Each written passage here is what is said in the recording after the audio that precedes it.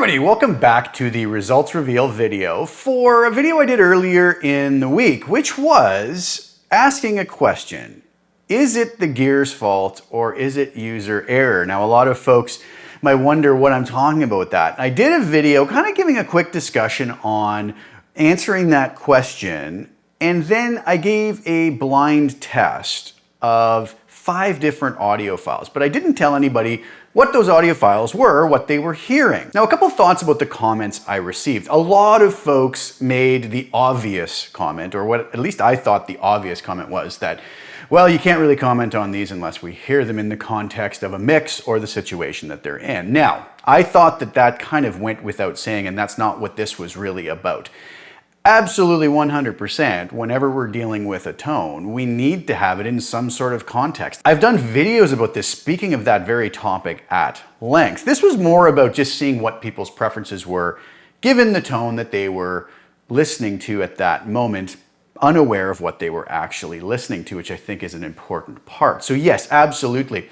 And even, the quote unquote worst of tones can have their place in a particular song. I can think of some examples of songs that I know and love that the guitar playing is amazing, but the tone at first listen is kind of maybe not considered, in a classic sense, a great tone or a good tone, but we almost couldn't imagine that song with any other tone just because it works so well. And again, I've done videos about that topic as well. So yes, I totally agree with the point that you have to take anything in context. And any of these tones that I had in here, if I was to use them in the context of a particular mix, I would likely tweak and EQ them to fit whatever I needed at the time, or maybe by chance they would work in a particular situation. So yes, I totally agree with that, and I kind of thought that just went without saying and kind of was something totally different. Now, some of these sounds that some folks thought were bad, again, I put these in the air quotes because it's subjective, right? Nobody can really say that one is bad and one is good if somebody likes the so-called bad one. It's really going to be personal preference at that point. But even with some of these so-called bad ones, maybe we use that to blend with a different tone in a mix at a lower level just to kind of add some bite, or, so there's always going to be a possible reason to dial in a tone that, some folks might consider bad. And again, I can come up with countless examples, and I'm sure you could too, especially if we've ever listened to guitar tones that we've grown up knowing and loving, and finally hear them kind of out of context of the mix, and we go, whoa, that does not sound anything like I thought it would. Mix it in with the drums, the bass adding some bottom end to it, and all of a sudden it has a very different feel and sound to it when used in context. So that point is a very important point when talking about using these in context or in a mix.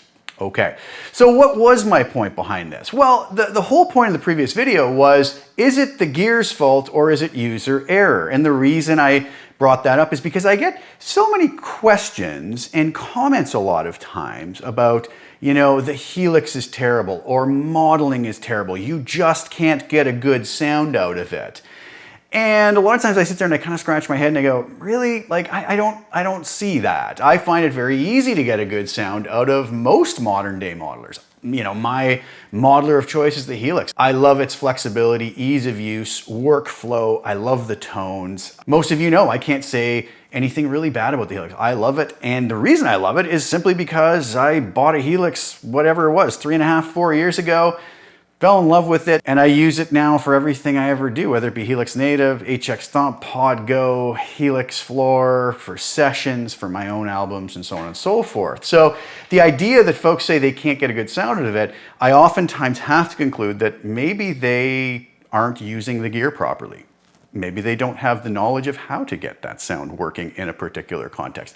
And that's okay. I've dedicated a lot of time putting videos out that hopefully can help people get to a point where they get better results out of it. And when I hear people tell me that the videos have helped, it really makes me happy. And I'm so glad to have been able to contribute in a positive way to helping people get better productions or more enjoyment out of their playing and making music. Now you might say, okay, well then what were these 6 sounds? Okay. So the way I'm going to do this is, first and foremost, I'm going to tell you right now how I got these 5 tones. I'll explain the methodology, then I will give you the results of the vote, and then I will tell you which tone was which. So how did I get these sounds? Well, a lot of folks were wondering and even said to me, I don't understand these blind tests. What are you doing here? Okay, so what I did is I did 2 sounds with the Helix, with the stock cab. No other processing, just Helix, stock cab, straight out. Then I took my Rev Generator 100R tube amp, which I've had for a little while now, and I mic'd that through the Rev 112 cabinet with a Sterling Audio ST170 ribbon mic. I did 2 sounds like that. And then I did one kind of outlier sound, which was the Helix with a Rev Gen Red model, as the other Helix sounds were. Everything here is either a model of the Red Gen Red or the actual Red Gen Red channel. This is the Mark III version, mind you, but I wasn't trying to get these to sound identical. And I took that Rev Gen Red with no speaker cabinet on the Helix. I sent it to my Power Cab 212 and I mic'd the Power Cab 212. Some people may go, why would you do that? I was just trying to get something different. I wanted to add a sound in there that was a little bit tubbier, and I mic'd it in a way that was going to be a little thicker and beefier, kind of different than the other sounds I was presenting. So I put the Sterling Sound ST170 ribbon mic kind of close up to the grill, maybe an inch or 2 back, and off to the edge of the cone to kind of not get those high frequencies as much. And a lot of folks picked up on that right away.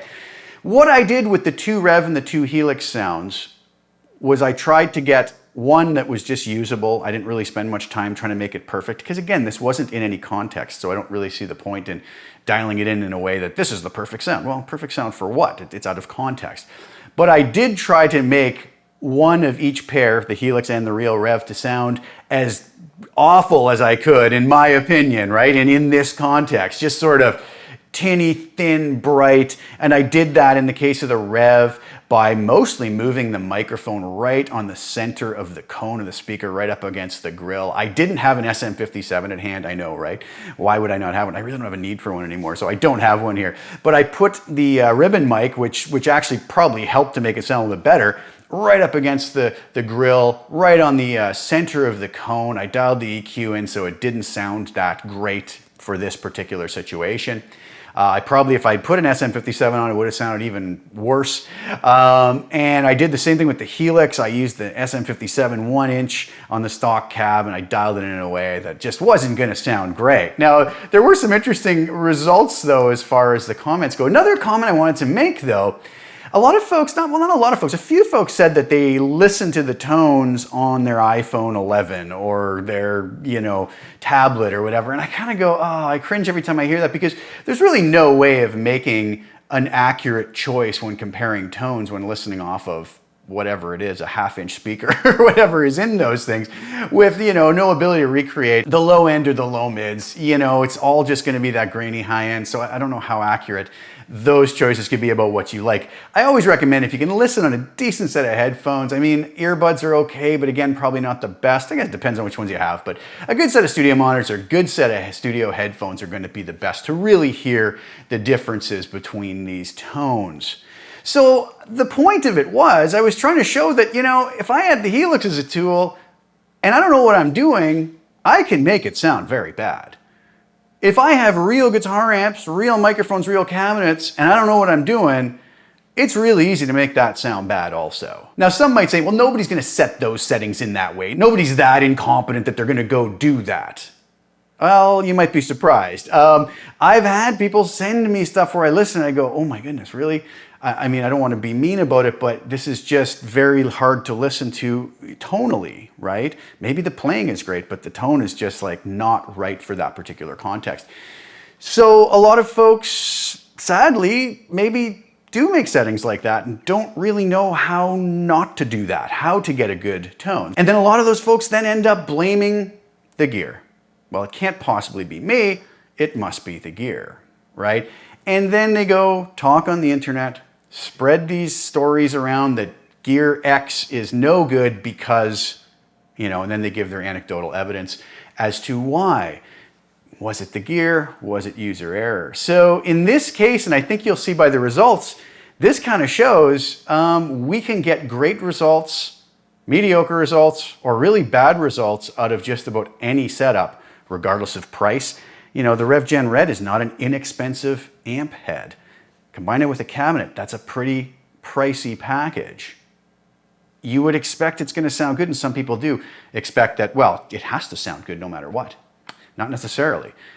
User error is going to play a big part in it. Now, of course, the player that's playing it is going to make a big difference. The guitar we're playing it through is going to make a big difference. So those are all things that have to be taken into account. I've spoken at length about those topics in a lot of other videos. Okay, so now that I've kind of explained what I did and why I was doing it, let's go over and take a look at the voting results for folks' preferences. All right, so here are all of the results. So Tone A got 3 first place votes. Tone B got 14 first place votes. Tone C got 49 first place votes, and the most, Tone D got 30 first place votes, and Tone E had 5 first place votes, which again, I could even say I'm surprised that A and E got any first place votes, but they did. As we move to second place, 5 for Tone A, 13 for Tone B, 29 for Tone C, 49 for Tone D, and Tone E got 3.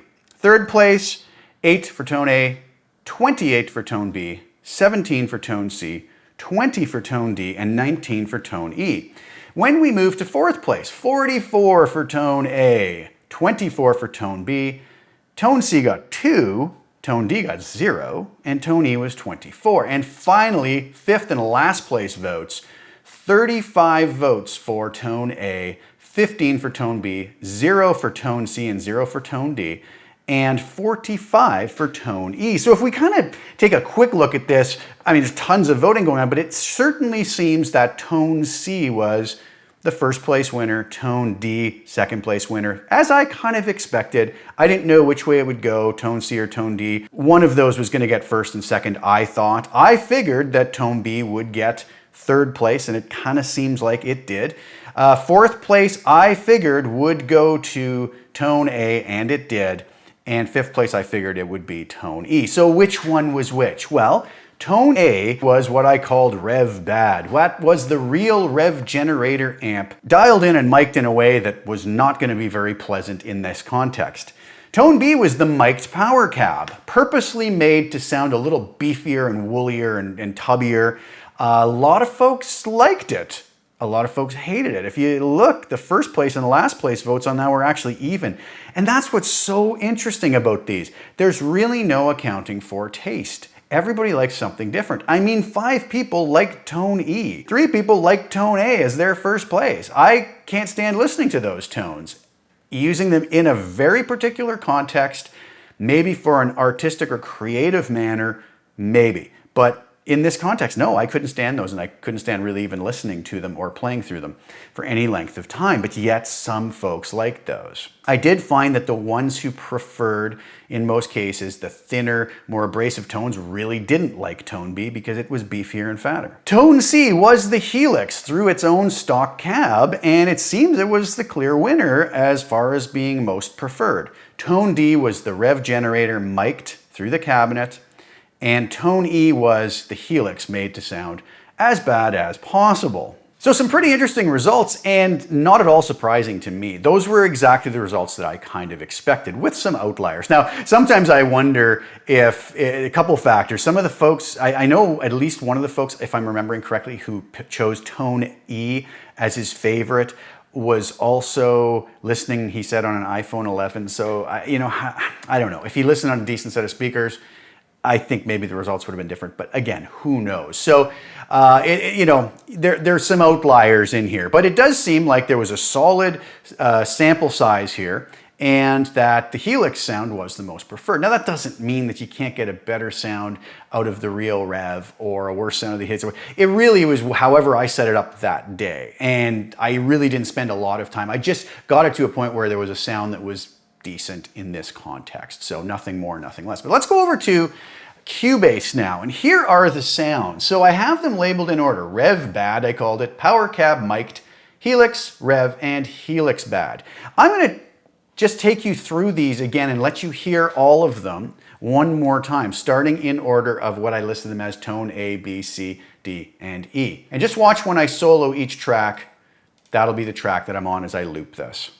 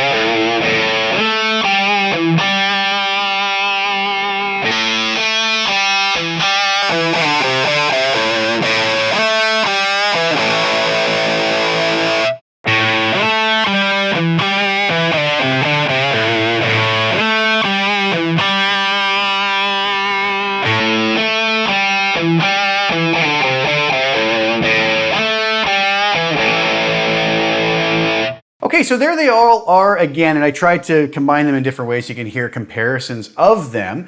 So again, right, we have the rev bad, as I called it.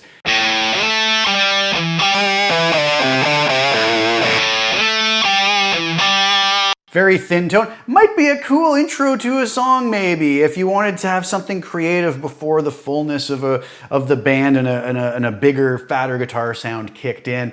The Helix, like I said, was actually with an SM57. I have a feeling if I mic'd the rev with a real SM57 positioned poorly, I could have got it even sounding a little bit worse, but I do think the Helix in this case, set with those horrific settings, actually took the cake for being the worst.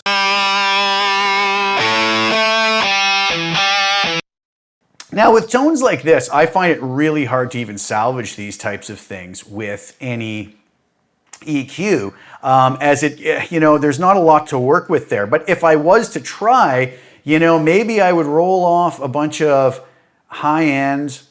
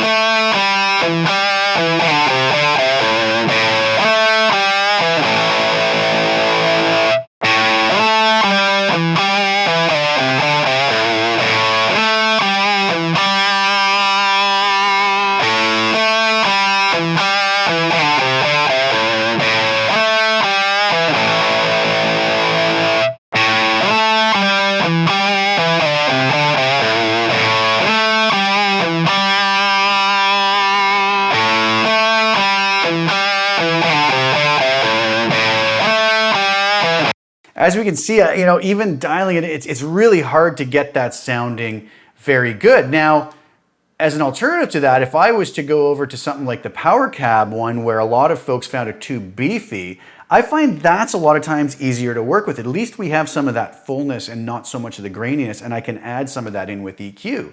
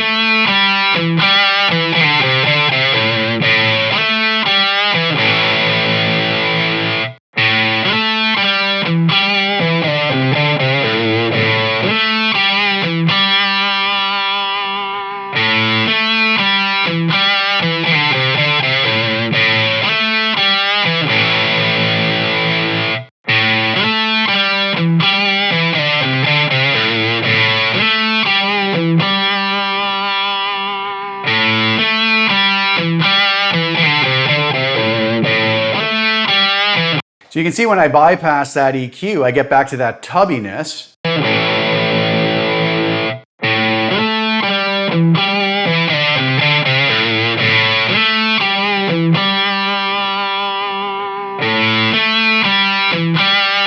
But I can salvage that tone and make it a little better with some EQ, whereas it was a little tougher with the ones that were already so bad and grainy that they were tougher to salvage. There's just not a lot of bottom end that we can even lift up and bring there, but I can pull out some of that muddiness and bottom and add a little bit of shelf EQ there to kind of bring the top up a little bit more. So I would much prefer having something like this power cab sound, even though it wasn't great right out of the box, but it's still something I could work with in a mix. And I think if I could EQ that, double that up with some drums and bass, it's not going to sound too bad. Same with the Helix and the Rev that were better sounds.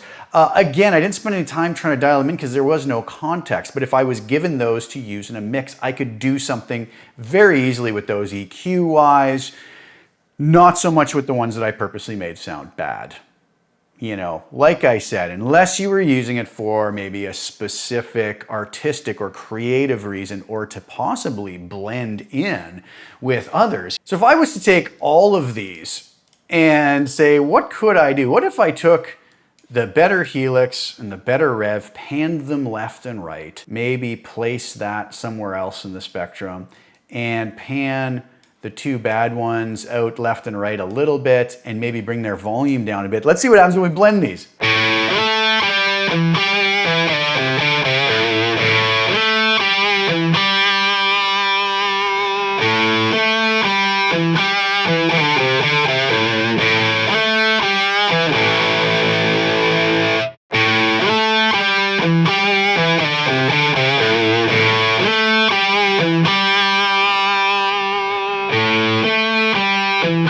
So you'll notice with the power cab and the two better Helix and Rev models, if we play those together, maybe a little muddy and dark, but when I add in the two worse sounds,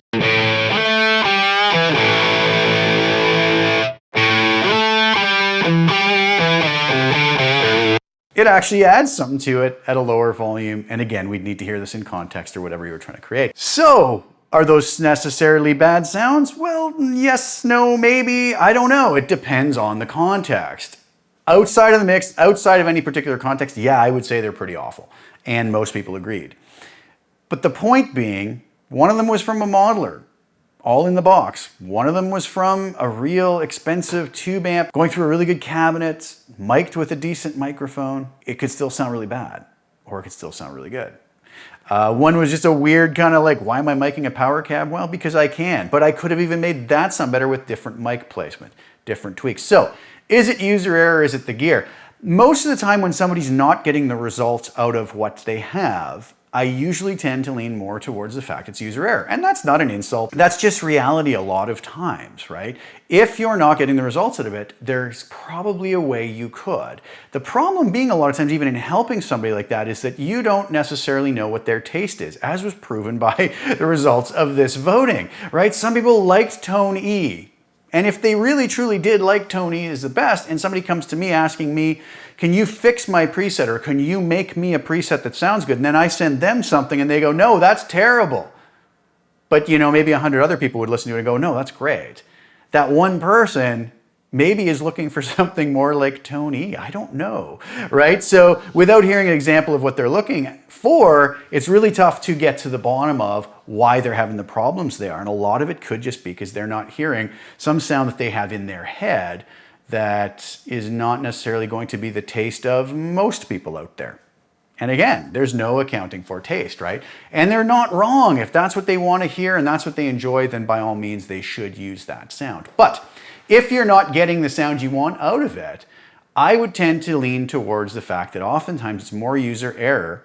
And if we figure out the problem areas that we're having and how we can correct those for our purposes, it's going to help us enjoy our gear and playing so much more. So I thought that was going to be a little fun test. I hope you guys enjoyed that. I hope you understood my point in it. I thought it was a pretty important one just to kind of dispel the myth that, you know, again, modelers are terrible. You know, if it was a real tube amp, it would be best. And then people will come out and say, oh, yeah, but in the live context with another guitar player in a band. No, I have to respectfully disagree on that. I've used modelers in all those situations. I used tube amps for many years in all those situations. I find no difference.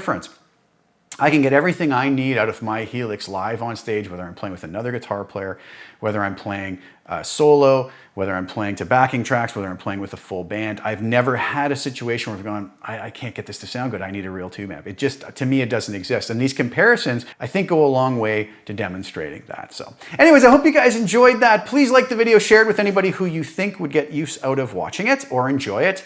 Please subscribe to the channel, hit the little bell notification to get notified when I put new content out. I will be back really soon with some more. Thank you guys so much for tuning in as always. Ciao for now.